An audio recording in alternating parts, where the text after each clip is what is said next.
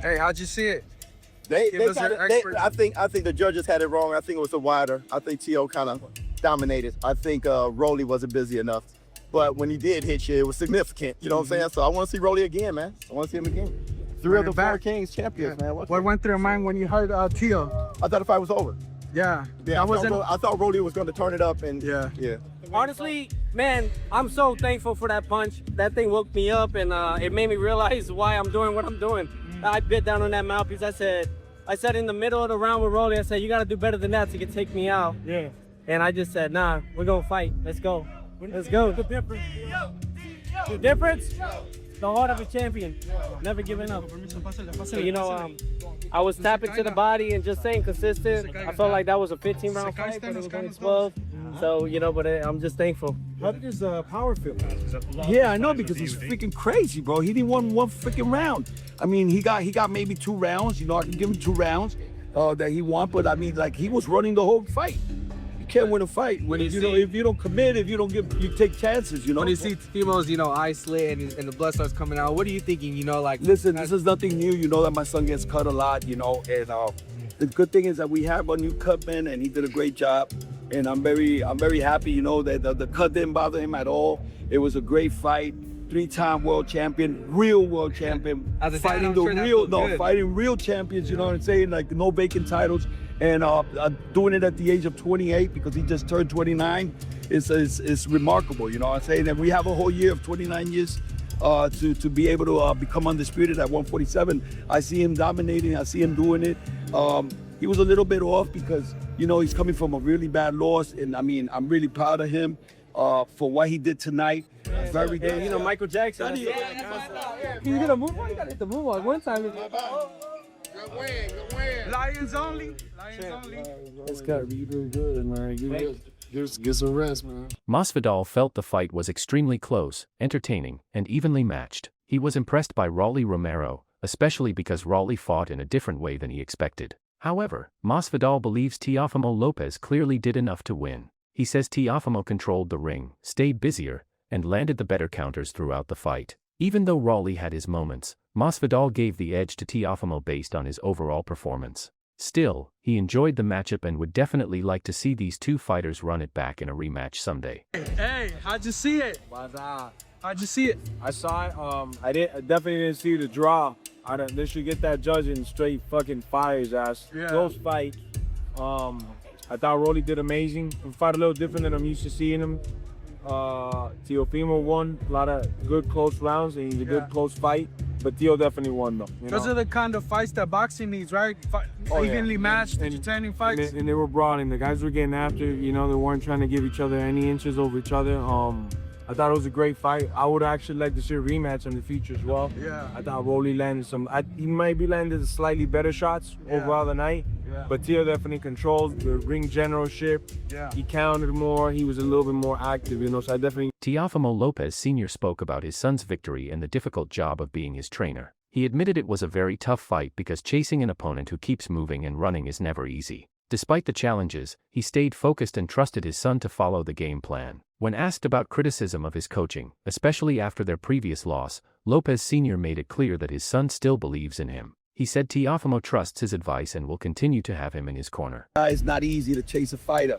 And, we got the win. Hey, Senior, when you guys lost to Shakur, they wanted you fired. You guys won tonight. Are you trainer of the year, or what's up with that? Nah, man, at the end of the day, my son is going to take my advice. Let's go. And he's never going to let me go. Charlo explained that Rolly Romero was mainly looking for big power shots, especially his left hook. However, many of those punches were not landing cleanly. He also pointed out an area Teofimo Lopez needs to improve. Charlo believes Teofimo should keep his right hand higher to better protect himself from Rolly's left hook. Overall, he felt Rolly had a clear plan, but Teofimo could make some defensive adjustments to avoid those dangerous shots in a rematch. It was a power standpoint.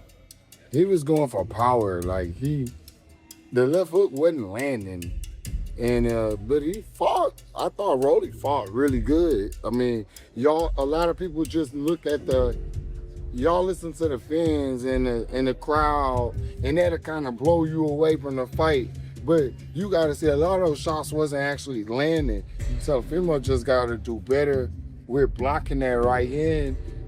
like keeping his right hand up. Nico Ali discusses Teofimo Lopez's victory over Rolly Romero. He describes the fight as a back-and-forth contest where you didn't know what to expect, but confirms that Teofimo clearly won. The key strategy was attacking the body. Teofimo consistently targeted Rolly's body with jabs and right hands, which successfully slowed him down. Nico notes that Rolly did land some good shots and could have potentially finished the fight if he had stepped on the gas.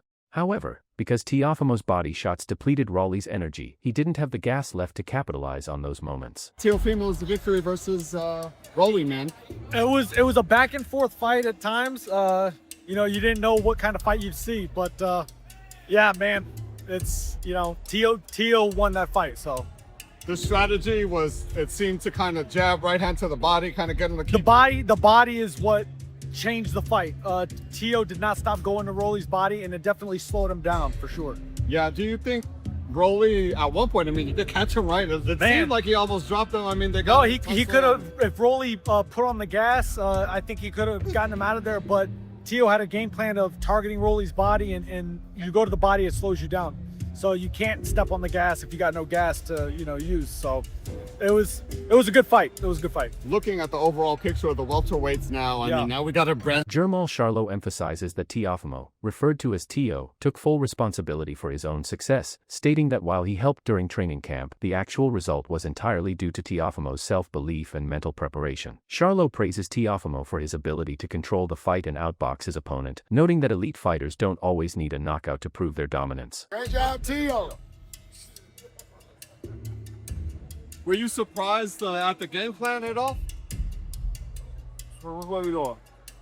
What's next for you, man? I know you're still in shape, boss. What's up, bro? Good to see you, big man. How you doing? Good to see you, big man. Good to see you, man. How you doing, man? Good, man. Good to see you, sir. Man, I was bummed we didn't get to see you fight. We got some big stuff coming up. Yeah, you're gonna stay still in shape, right? I gotta stay in shape. I gotta stay right. Gotta stay mentally focused. And Amado, what'd you think of Teo, man? Hey, I helped, man.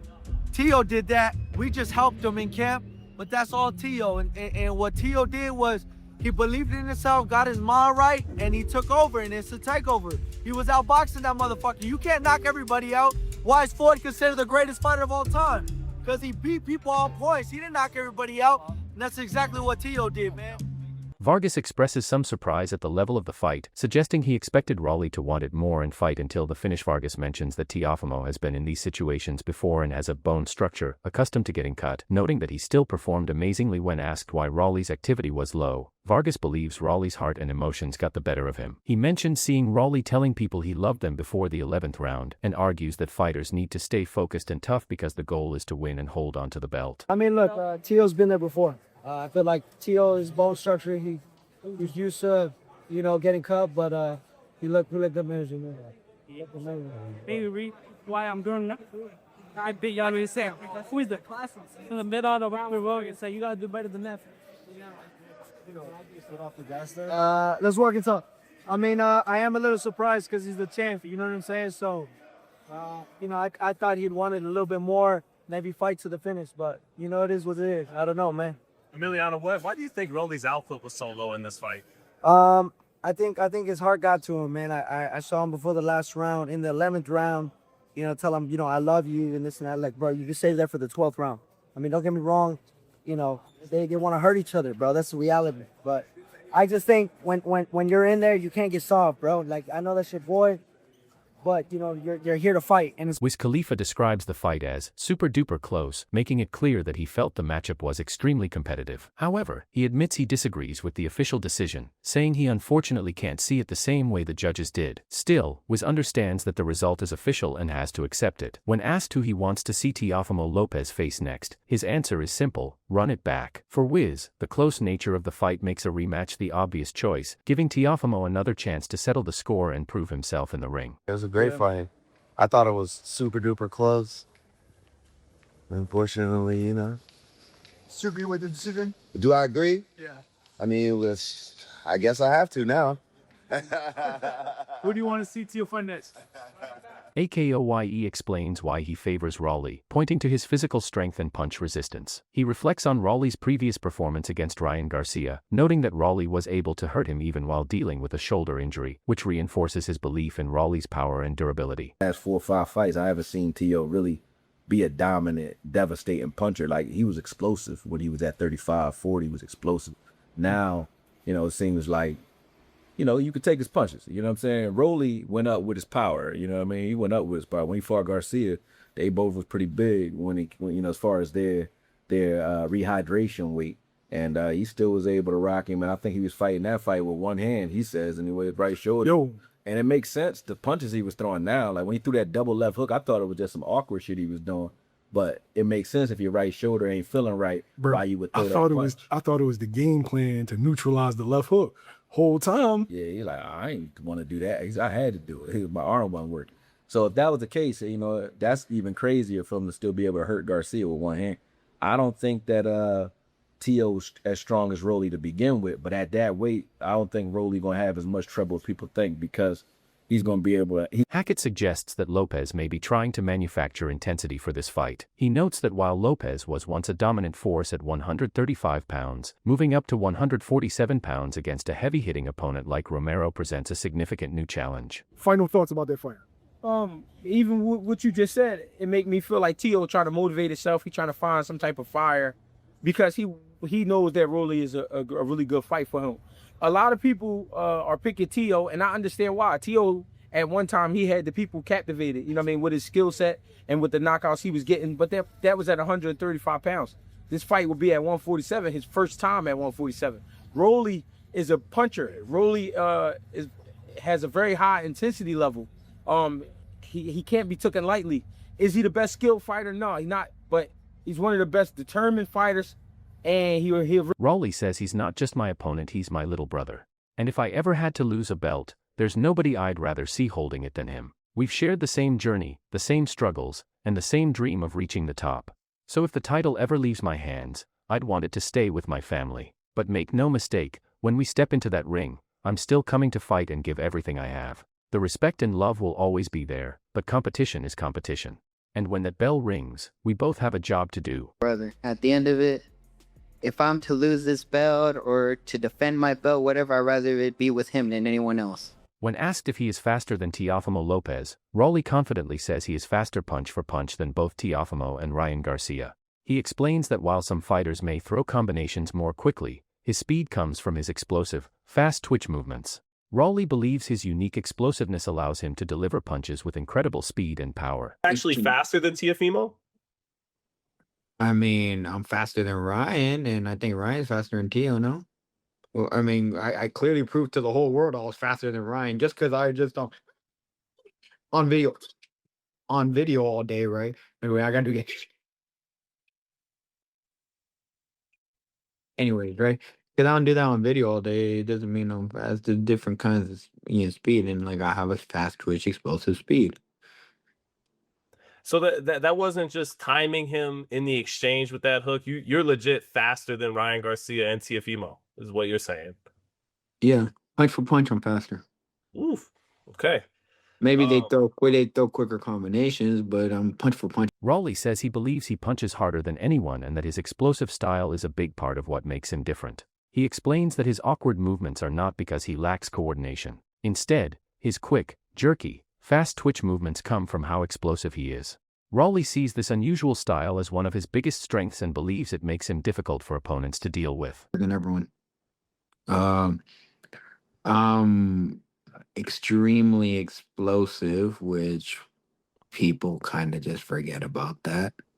I have very quick feet, which people kind of just forget about that. And I'm so awkward and all that stuff. And I think my awkwardness really comes down to, more than anything, is I'm so explosive, it's kind of hard for my body to be coordinated because it's so explosive and jerky. So it's like, I think that's why I end up being awkward. It's because of my explosiveness more than anything. Sean Porter challenges the idea of Rolly walking down Teofimo, noting that Rolly found success against Ryan Garcia by being patient and counterpunching while the panel questions if walking Teofimo down is the smartest tactical approach. They acknowledge that Rolly is a fighter who will adapt and do whatever is necessary to win once the fight starts. Porter points out that by trying to walk Teofimo down, Rolly might play directly into Teofimo's greatest strength, his ability to counterpunch and disrupt an opponent's rhythm. Smart when you did really well being patient and counterpunching Ryan Garcia. Why would you ask him that? Because that's what I do. Yeah. No, he wants to walk it down. He wants to make a fight. And you know, because look, when he don't do it, hey, make a shirt. That's what I do. Nah, he left the interview like, why would I walk him down? That shines I tell. If the fight won, it's your fault. I'm gonna kick your ass. I also think, I think he was earnest in saying that, but I also kind of know that if walking him down isn't what it calls on to beat Tio that night, then he'll switch it up. He won't walk him down. He'll do whatever he's got to do to win the fight. That's what fighters do, and that's what Rolly will do. But I do think initially, sometimes, even though I'm saying, well, it's the guys that are patient and counterpunch Tio that give him the most fits, guys that actually try to walk him down, let him do what he does best. Sean Porter explains that fighters can't rely on natural talent alone. They need to take control of a fight by using smart fundamentals like the jab, feints, and setting up their punches. Porter also stresses the importance of good coaching. A great trainer should break down techniques into simple instructions, such as when to step around or pivot. With clear guidance and strong fundamentals, fighters can control the pace and make better decisions inside the ring. So both these guys, I would tell them the same thing. You got to take control. There has to be a point. Well, Tio says he's going to use his jab in this fight. Please. Tio said, I did interview him a week ago. He said, my left arm hurts from all the jabbing we've been doing because that's what we didn't do against Shakur. And of course, a southpaw like Shakur did a lot to do that, but that fight was over in the first minute when he fell in with the first right hand and he's going for right hands and he's crossing his feet and having to fight southpaw for a second before he could bring his back foot back. Right. It was a disaster. He was getting stuck in crazy stances. Yeah. It was a disaster from a technical standpoint in that fight. Yeah, Shakur had a lot to do with that, but that's what his dad's getting at. Where's the fencing? Where's the feigning? Where's the jabbing? Where's the setting things up? Being creative and smart. And the panel discusses how boxing fans can be quick to change their opinions based on a fighter's latest performance. They point to Rolly Romero's recent win over Ryan Garcia as a perfect example. Despite his past losses, one big victory completely changed how fans view him. Like for example, Shady, if you wanted to give a boxing fan, like someone who was interested in boxing, like what are most divisions like? Well, the guy on top is usually, let's say, a really skillful boxer puncher, okay? Then the next level down, but like you have a bunch of colorful contenders. One guy is a solid boxer puncher, but he's not as fast as the best guy.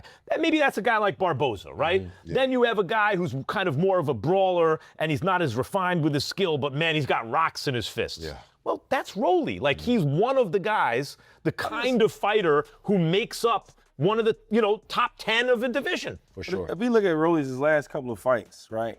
When he fought, before he fought Ryan Garcia, we thought, it's over for him. Watch this. Look, when he throws a punch, the follow-up left hook, Shady, the weight and force of his punch flew Garcia back. It wasn't even that Ryan was so badly hurt. The first punch hurt him worse. The second hook that knocked him down is coming in hard enough that it kind of flew him across the ring. It didn't hurt him, right? It knocked him off balance. And I always say, Teofimo Lopez Sr. discusses the dynamic between his family and Rolly Romero. He explains that Rolly was once treated as part of their inner circle, spending time with his wife and daughters and being viewed like a brother to his son, Teofimo Lopez. Teofimo Sr. notes that their relationship shifted after Rolly fought Tank Davis, leading Rolly to go his own way. Despite this change, Teofimo Sr. emphasizes that he holds no personal resentment. He frames the upcoming bout simply as a necessary challenge they must overcome to achieve their ultimate goal of becoming undisputed. How's the dynamic? Because we spoke to Rolly earlier in the week, and he actually told us that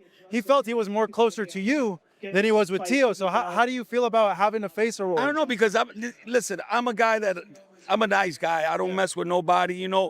We took Rolly into our family. He hanged out with my daughters, with my wife, with everybody in the family, and we treated him like a brother. Like my son's brother. I don't know what happened. I mean, after he got that fight with Tank, everything just changed. He just went his way, and I understand that's just the way it is. But I don't have nothing against Rolly, man. He's a guy that we gotta beat to get what we want, to become undisputed, and that's the road we take it right. Teofimo Lopez Sr. responds aggressively to critics who suggest he should be replaced as his son's trainer. He dismisses these calls, emphasizing that his son would never leave him because they have successfully reached the pinnacle of boxing together with God's help.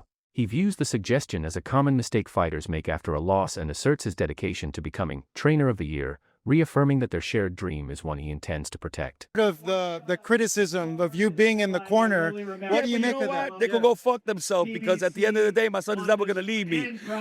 Why would he get rid of me for one bad fight when I have gotten him? Well, we both have gotten to the top with God. You know, why stop now? You know what I'm saying? That's the mistake a lot of fighters make. You know, they have one loss or two losses and they chase trainers. You're going to see me on Saturday. I'm really focused. I know what I got to do. I know what my son got to do. And I'm going to be Trainer of the Year soon. I believe in myself, and my son is going to be Fighter of the Year again. This is a dream that we started since he was a little kid.